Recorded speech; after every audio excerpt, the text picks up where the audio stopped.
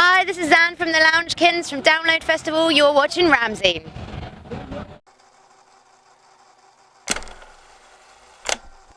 Hi, it's Natalie here for Ramsey, and I'm here with the beautiful Zan from the Lounge Kittens, 2 years on from our last chat. How are you? I'm very well, thank you. How are you? I'm good, thank you. So last time we caught up, we were talking about a Kittens album, but you were also talking about the potential of maybe doing an originals. Now, you're obviously known for impeccable covers, and you've sort of really laid your sort of what's the word? I guess you set in sort of for your fans of being sort of like a fantastic cover band. But do you think we could still see a Kittens original? Maybe. I mean, we did start penning some lyrics and stuff after the last tour, but we haven't had time to do anything with them yet. But if we do start doing originals, they'll be comedy songs. So it'll still have the humour and our cheeky style that we've kind of become known for. I actually saw your video for Bounce, and I'm sorry, just watching it, I was exhausted. That was such a hard day of shooting. We were so tired. And you're still smiling on the pogo sticks. Yeah. Well, you can't. Well, no one wants to watch a video of us not having a very good time. But so other than sort of like the potential and the other shows, what's new in Camp Kitten? What's new?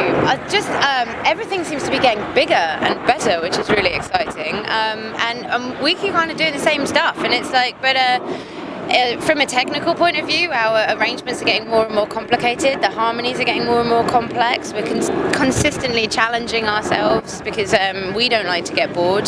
And now, as people are always requesting the really old ones, the arrangements that we've done. And when we go back and sing the songs from when we first started, and we think, oh gosh, this is so painstakingly simple now. I think that's probably why we haven't made the move into the originals yet, because we just haven't finished challenging ourselves. There's still more we can do, everything's just getting more and more complex. But I mean, we played at Download yesterday, and you couldn't get into the tent, and so that's kind of what's changed. It's great, like. To be honest with you, you've always been quite popular. I think even like 2015, you had a pretty decent sized crowd. We did. We had a really decent crowd, but we can't quite believe that people are still turning out, So yeah, it's just been really great. Are you working on any new covers at the moment? We're always working on new covers. We just busted out the Download 2017 medley for the festival. We've got a couple of new ones in for Glastonbury, which is where we're headed next. And we've just come off tour, and we had a load of new ones for tour. I think we had 4 new tracks in the set for tour. Can you tell us what the new ones are that you're going to be? I can't tell you what we're working on in the moment because I can't remember. There's lots of them in the pipeline, though. The computer game theme tune medley has been bashing around for a while now, and also we've started to take a look at some of the songs that we did right at the beginning when we very first started, that we still really love, but the arrangements aren't quite interesting or challenging enough for us, and we've started to rework some of those. So, like Simply the Best by Tina Turner is one of the ones that's come back from one of the first songs we ever did, and we've revamped it and given it a new lease of life. So there's a lot of the back catalogue that's being rehashed at the moment as well. Okay, that's going to be interesting.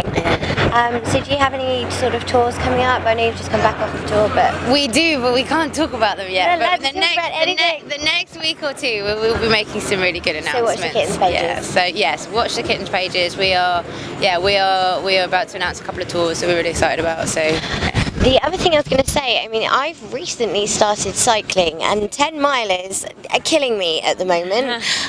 But you did something particularly special, and you got here on, was it Friday? Friday lunchtime. Can you tell us about that? We cycled all the way here from London. It's 168 miles in the end, with the Heavy Metal Truants, with our lovely brothers and sisters in Heavy Metal Truants, who are a group of lovely metal and rock enthusiasts and industry and bands who have been cycling to Download from London for the last 5 years. This was the 5th one. And we've been supporting them for a couple of years now, and it finally got to the point where they were like, you girls, you just got to get on a bike now. You've got got to do. You've run out of ways to, like, you can't turn up and sing again, or, like, you know, you got to get on your bloody bikes.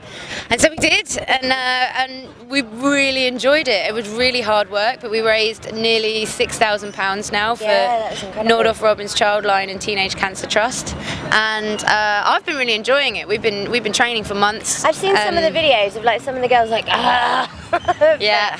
Oh, it was hard work. I mean, the longest day was Thursday. We did 85 miles on Thursday. Yeah. I saw your video after you did 52 miles, your little one you posted on Facebook. You're like, and I've got to do it again. And I was watching it thinking, oh God, Dan. But the thing is that was my training, and I was by myself that day when I did 52 miles, and that was really hard. But the reality of doing that kind of distance when you've got a group of people around you, and everyone's struggling, everyone finds it hard, and there's always someone to kind of G you along up a hill.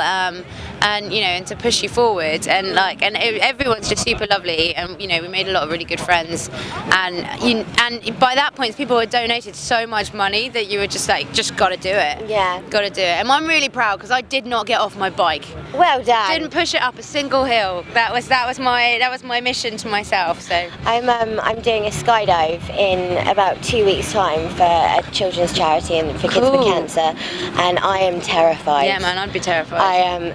Now I've got sponsorship. I'm in exactly the same, but I have to do it. I was at the top of the big wheel the other night, and it was rocking in the wind, and I was like, I don't like this, and I don't know how I'm going to cope in a plane. You're just going to do it because you're going to do it for the kids. Yeah, I think I'm going to do it with my eyes closed. But the other thing I was going to ask, just a little fun question: which member of the Kittens are you convinced is an alien, and what does their home planet look like? I think they're both aliens. Jen's home planet is fluffy and is covered in cats. In fact, she may well be a cat. She might be the queen of the cats. And Timmy's home planet is actually, I was going to say it's really cold, but she's always cold, so I think she'd have her planet be really, really hot. And it's very dark and moody, and there's lots of swirling clouds across mountains. It's a bit Mordor-esque, I think.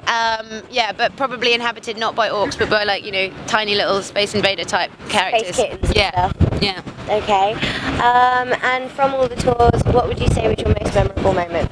From all the tours? From all the tours, like if you think back to last time we caught up, you just got back from Steel Panther. So what would you say, out of all the tours you've been on, would be like your memorable moment and possibly most embarrassing moment? Oh, there are loads of embarrassing moments. I'll tell you the most embarrassing moment. We were on tour with Status Quo in REO Speedwagon in December, and we played the O2 in London, so the biggest venue that we've played, and I fell over on getting onto the stage in front of everybody, in front of the whole O2. I did a big supermodel stumble in my high heels, arms up. The other girls were behind me. They were like, "She's going down!" In harmony. Yeah, managed to catch it, but everybody saw. But actually, it was quite fun because I made a big joke about it once. Yeah, I really absolutely cannot pick a favourite tour because there's nothing, we've done some amazing support tours and that's been really great, but then there's nothing like a room full of people that have come out specifically to see you, and we did the album tours and the April tour, and people are still coming back and screaming the words out of the songs, and I tell you what, Nottingham Rock City on our Sequins and Sea Bombs tour, that was the first time people were really starting to sing back our bits of songs. That must be a magical moment. And that felt really amazing, and we had this little crew of people who brought party poppers, and during a Rammstein medley, when we got to Feuer Freude, they were doing Bang Bang, and they let off all these party poppers in the crowd. That was awesome. You just need like glitter going everywhere as well. It was so good, but there are so many moments like that, it's impossible to pick. Okay, so final question. This is going to be quite a difficult one. There are so many phenomenal bands out there, but for you personally, who would be on your bucket list to tour with, alive or dead? Queen. That would be It's not difficult at all. Queen, number one, top of the list. Some people are like, but there's so many. Queen. We just released a cover of Bicycle Race, which we recorded with our Heavy Metal Truants. It's only 99p, so go and buy it. All the proceeds go to charity. Everyone donated their time for free. So Queen, top of the list, absolutely. Okay, well thank you so much for talking to me, and enjoy the rest of the download. Thanks.